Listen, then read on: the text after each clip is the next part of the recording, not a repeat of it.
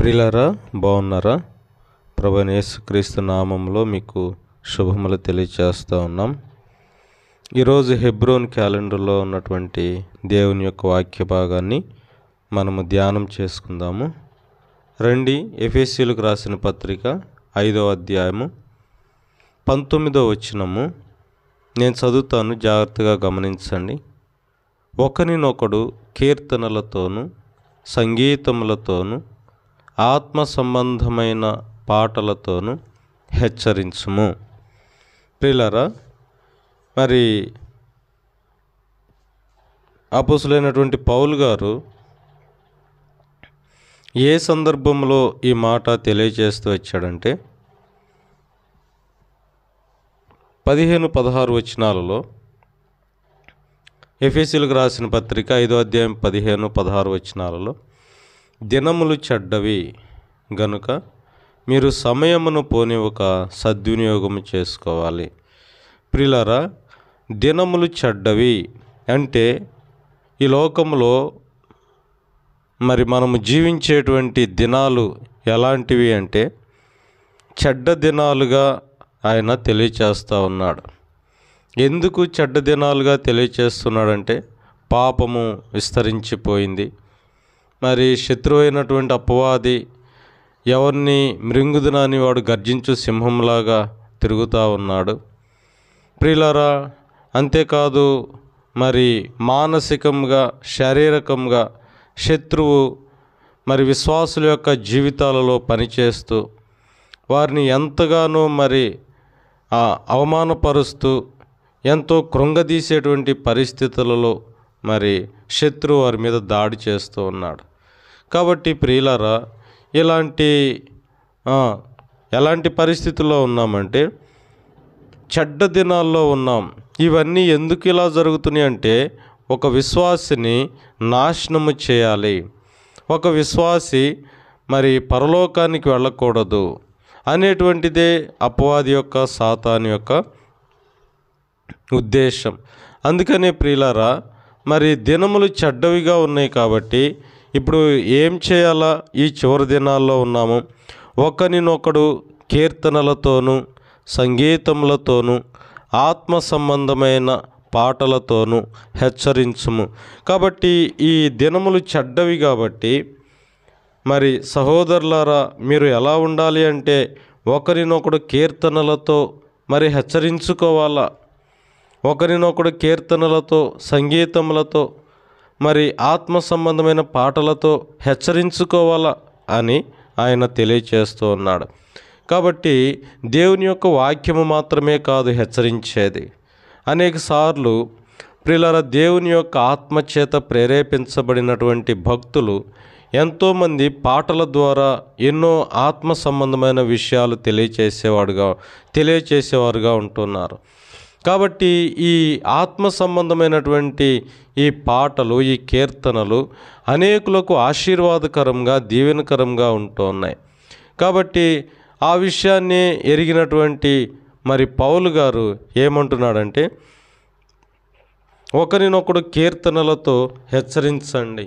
కాబట్టి పాటలు పాడుతూ ఉన్న సమయంలో మీరు హెచ్చరించండి. పాటలలో ఉన్నటువంటి మరి ఆ భాగాన్ని బట్టి మరి హెచ్చరించుకోండి, ఒకరినొకరు హెచ్చరించుకోండి. మరి ఆత్మీయంగా మరి దిగజారిపోయేటువంటి పరిస్థితుల్లో, పడిపోయేటువంటి పరిస్థితుల్లో ఉన్నప్పుడు మరి ఒకరినొకరు హెచ్చరించుకోవటం వలన మరి మీరు పడిపోకుండా కాపాడబడతారు, మరి పడిపోకుండా మీరు తప్పించబడతారు అనేటువంటి ఉద్దేశంతో ప్రియులారా, మరి సంఘం యొక్క భద్రత కొరకు, విశ్వాసుల యొక్క భద్రత కొరకు అపోస్తలుడైనటువంటి పౌలు గారు అక్కడ ఎఫెసీ సంఘంలో ఉన్నటువంటి మరి దేవుని ప్రజలకు రాస్తూ ఉన్నాడు. కాబట్టి ఒకరినొకడు కీర్తనలతో మరి హెచ్చరించండి, కీర్తనలతో హెచ్చరించండి. ప్రియులారా, ఇదే మాట మరి యాకోబు పత్రిక ప్రియులారా, యాకోబు పత్రిక మరి 5వ అధ్యాయము 13వ వచనము నేను చదువుతాను. మీలో ఎవనికైనను శ్రమ సంభవించినా అతడు ప్రార్థన చేయవలెను. ఎవరికైనా సంతోషము కలిగినా అతడు కీర్తనలు పాడవలెను. ప్రియులారా, ఇక్కడ సామాన్యంగా మరి యాకోబు భక్తుడు ఏమి తెలియచేస్తూ ఉన్నాడంటే, మరి మీకు సంతోషం వచ్చిందా, మీ హృదయంలో సంతోషంగా ఉందా, అయితే మీరు పాటలు పాడండి, మీరు కీర్తనలు పాడండి, పాటలు పాడండి అని మరి యాకోబు మరి దేవుని యొక్క ప్రజలతో ఆయన తెలియచేస్తున్నటువంటి మాట. కాబట్టి ప్రియులారా, మరి ఇక్కడ యాకోబు చెప్తున్నటువంటి మాట ఏమిటంటే, మరి మీరు ఏం చేస్తారు అంటే సంతోషం కలిగింది కాబట్టి మీరు పాటలు పాడండి. ప్రియులారా, క్రైస్తవ జీవితంలో ఎల్లప్పుడూ సంతోషమే ఉంటుందా? ఎల్లప్పుడూ ఆనందమే ఉంటుందా? మరి ఉదయం లేచిన దగ్గర నుంచి రాత్రి పడుకునే వరకు మరి ఎన్ని రకాల సమస్యలలో గుండా, ఇబ్బందులలో గుండా, అవమానకరమైన పరిస్థితుల్లో గుండా మనము నడిచి ముందుకు వెళుతాము. ప్రియులారా, మరి అలాంటి పరిస్థితులలో మరి సంతోషంగా ఉన్నప్పుడైనా పాటలు పాడేది లేదు. సంతోషంగా ఉన్నప్పుడే కాదు, దుఃఖముతో మరి నిట్టూర్పులతో. ప్రియులారా, అలాంటి పరిస్థితులు వచ్చినా కానీ మరి దేవునిని మరి కీర్తించాలా, దేవుని సన్నిధిలో పాటలు పాడాలా ఆయన తెలియచేస్తూ ఉన్నాడు. కాబట్టి ప్రియులారా, మనం ఏం చేయాలి అంటే దేవునిని కీర్తనలతో మరి ఆత్మ సంబంధమైన పద్యములతో ఒకరినొకరు మరి హెచ్చరించుకోండి అని ఆయన తెలియచేస్తూ ఉన్నాడు. దేవుడు తెలియచేస్తూ ఉన్నాడు. అంతేకాదు ప్రియులారా, మరి అపోస్తల కార్యములు 16వ అధ్యాయము 25వ వచనములో మరి పౌలు గారు చెప్పేటువంటి మాట ఏమిటంటే ప్రియులారా, మరి అక్కడ పౌలు శీలను వాళ్ళు అక్కడ బంధించి మరి చెరసాలలో వేయించటానికి మరి తీసుకొని వచ్చి మరి చెరసాలలో వేయిస్తూ వచ్చారు. అయితే ప్రియులారా, ఇటువంటి చెరసాలలో బాగా దెబ్బలు తిన్నటువంటి ఈ పౌలు గారు, తర్వాత శీల, అంతేకాదు ఇంకా కొంతమంది ప్రియులారా, ఏం జరుగుతూ వచ్చిందంటే వారు దెబ్బలు తిన్న తర్వాత వాళ్ళు ఏం చేస్తూ వచ్చారో తెలుసా? చెరసాలలో వేయబడితే వారు సంతోషముతో పాటలు పాడుతూ వచ్చారు. ఇది మన జీవితాలలో సాధ్యమేనా? మనము కష్టముతో మరి శ్రమ, ఇరుకు, ఇబ్బందులతో జీవిస్తున్నటువంటి పరిస్థితులలో ప్రభువును గూర్చి పాటలు పాడటం, ప్రభువును గూర్చి సంతోషముతో మరి కృతజ్ఞతలు చెల్లించటం, ఇది సాధ్యమేనా? ప్రియులారా, ఇది అసాధ్యం. ఎందుకు అంటే ఆయన మరి విశ్వాసములో ముందుకు కొనసాగటం అనేది ప్రియులారా ఎంతో కష్టమైనటువంటి పరిస్థితిని మనం ఎదుర్కొనే వారంగా ఉంటున్నాం. అందుకనే ప్రియులారా, మరి పౌలు శీలలు ఏం చేస్తూ వచ్చారంటే, కష్టం వచ్చిందని, శ్రమ వచ్చిందని, బాధ వచ్చిందని ఏం చేస్తూ వచ్చారు? వారు పాటలు పాడుతూ వచ్చారు. ఆ విధంగా బొండ వేసి బిగిస్తూ వచ్చారు. మరి ఎంతో వేదన అనుభవిస్తూ వచ్చారు. ప్రస్తుతం వారు ఎదుర్కొన్నటువంటి సమస్యను బట్టి మరి ఎంతగానో కృంగిపోతూ వచ్చారు. అయితే ప్రియులారా, అలాంటి పరిస్థితులలో కూడా వారు సంతోషముతో పాటలు పాడుతూ వచ్చారు. ఆ విధంగా పాటలు పాడుతూ సంతోషంగా ఉండిన కారణము చేత ఏం జరుగుతూ వచ్చింది? దేవుడు అద్భుతమైనటువంటి కార్యం చేస్తూ వచ్చాడు. ప్రియులారా, దేవుడు అద్భుతమైనటువంటి కార్యమును చేస్తూ వచ్చాడు. వారి ఎదుట కొన్ని పరిస్థితులు ఉన్నాయి. మరి వాళ్ళు ఎంతో వేదనతో ఉన్నారు. ఎందుకంటే వాళ్ళు ఎంతో అవమానపరచబడ్డారు, కొట్టబడ్డారు, గుద్దబడ్డారు. అయినా కానీ ప్రియులారా, మరి వారు ఎవరైతే కొట్టారో, ఎవరైతే హింసిస్తూ వచ్చారో వారిని శపించటానికి బదులు వారి కోసం ప్రార్థన చేస్తూ వచ్చారు. ఇది ఎంత ఆశ్చర్యకరమైన సంగతి అండి. నేను ఆ విధంగా చేయగలుగుతామా? ఎవరైనా మనలను మరి హింసించి బాధ పెడుతూ వచ్చినప్పుడు వారి విషయమై మనం ప్రార్థన చేయగలుగుతామా? అది అసాధ్యం.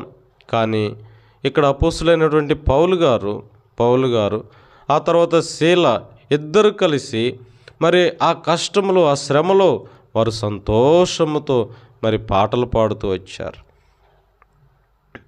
ప్రియులారా, వారు సంతోషముతో పాటలు పాడుతూ వచ్చారు. పాటలు పాడటం వలన ఏం జరిగింది? మరి అర్ధరాత్రి కాలంలో వాళ్ళు ప్రియులారా అర్ధరాత్రి కాలంలో ఆ విధంగా పాటలు పాడుతూ వచ్చినప్పుడు ఏం జరిగింది? గొప్ప భూకంపం కలుగుతూ వచ్చింది. అంతేకాదు, భూకంపం కలగటమే కాదు, మరి చెరసాలకు ఉన్నటువంటి తలుపులు అన్నీ కూడా విడిపోతూ వచ్చినాయి. చూసారా ప్రియులారా, మరి ఒక వ్యక్తి ఎంతగా ప్రభు ఎదుట తగ్గించుకొని ప్రార్థన చేస్తూ ఉంటారో, సమస్యలలో, ఇరుకులో, ఇబ్బందుల్లో ఏ విధంగా దేవుడు వారిని తప్పిస్తూ వచ్చాడో, ఏ విధంగా కాపాడుతూ వచ్చాడో చూసారా.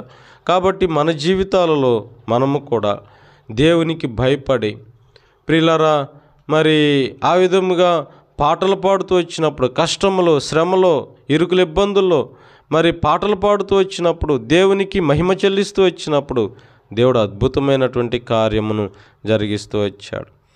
కాబట్టి అయ్యమ్మ, దేవుని వాక్యం వింటున్నటువంటి నీవు ఎవరివైనా కావచ్చు,